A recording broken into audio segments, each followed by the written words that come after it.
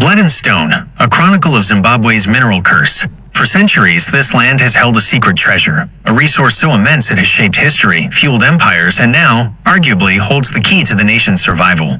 This is Zimbabwe, a country built on blood and stone. The wealth is staggering. The ground beneath this nation's surface contains one of the most diverse and valuable mineral endowments on the African continent. It is a geological marvel. The sprawling Great Dyke, a 550-kilometer seam of rock, hosts the world's second-largest high-grade platinum reserves. Vast greenstone belts cradle some of the richest gold deposits known to man, a metal mined here for over 1,000 years. Diamonds, chromium, and, most recently, lithium, the critical raw material of the global energy transition, complete the picture.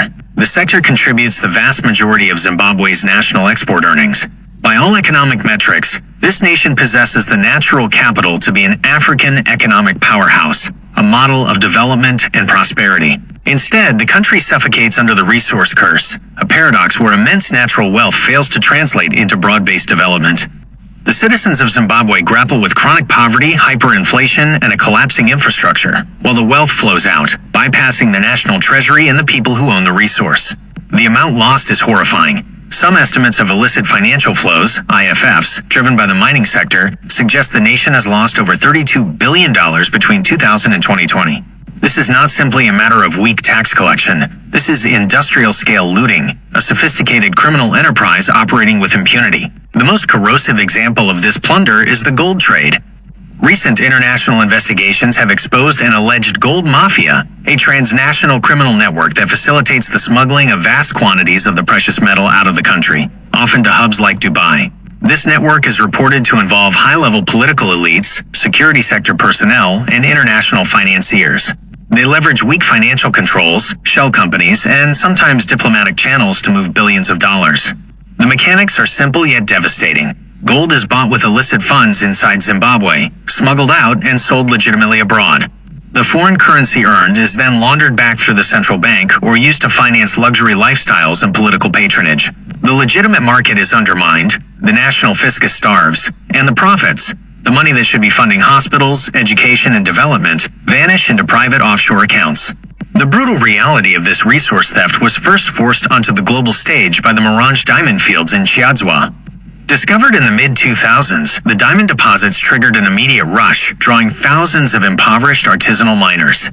The state's response was not to formalize or regulate, but to launch a brutal military takeover in 2008, resulting in reported massacres and widespread human rights abuses as the security forces established exclusive control. What followed was a spectacle of extraordinary avarice.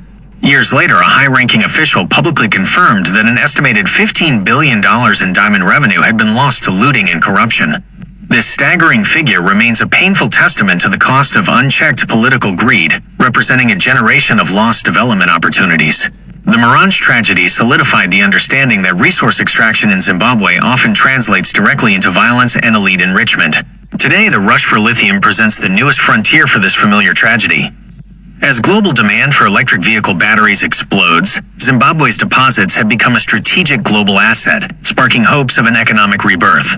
Yet, as foreign capital pours in, the patterns of exploitation are chillingly repetitive. Reports of illegal mining, uncontrolled smuggling, and displacement conflicts between communities, artisanal miners, and politically connected large-scale operators are already emerging.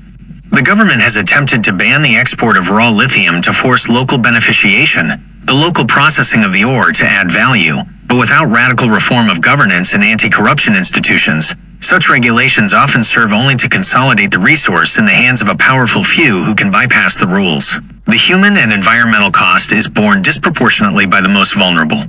The artisanal miners, or makorokosa, operate under perilous conditions, frequently succumbing to fatal mine collapses.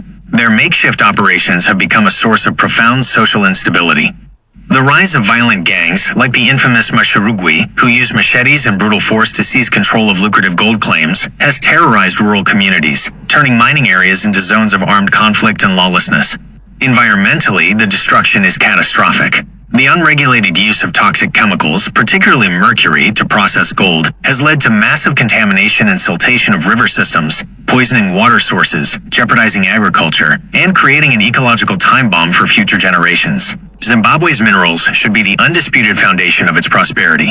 They are a national endowment that holds the potential to lift millions out of poverty and transform the nation's destiny. Solution demands radical action, transparency in licensing, a robust and independent regulatory framework, and the political will to prosecute those responsible for illicit financial flows, regardless of their rank or position. Until the looting stops, until the wealth is managed for the benefit of all citizens, the blood and stone of Zimbabwe will remain a curse, not a blessing.